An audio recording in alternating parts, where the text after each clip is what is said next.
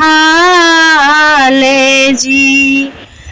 कवन हाय दुल्हे हो चाचायो पापा, कवन हाय तोरा छोट भाई जी।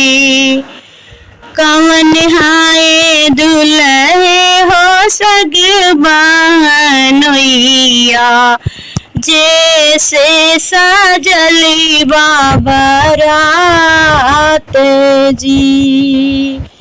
जेकर है माथे सासु पियरी पगड़िया, उहे हाय चाचा हमारे जी। जेकर है माथे सासु पियरी पगड़िया, उहे हाय पापा हमारे जी। हंसी बतलाए सासु घूमी घूमी ताके, उहे हाय हमरा छोट भाई जी। घोड़वा चढ़ल जे का देखाए सासु, उहे हाय सग बहनोई जी।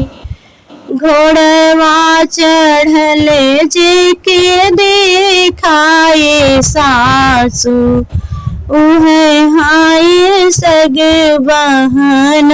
बहनोई जी। कई देव मोरे बेटा चाचायो पापा, विदा कई देव तोरा छोट भाई जी। एक ना विदा करबै तोरे बहनोइया, जैसे सजली बाबरात जी। रखिले हूँ मोरी सासु चाचायो पापा, रखिले हूँ मोरे छोट भाई जी। विदा कैदा मोरी सासु सग बहनोइया, बहिनी जोहती हुई है बाट जी।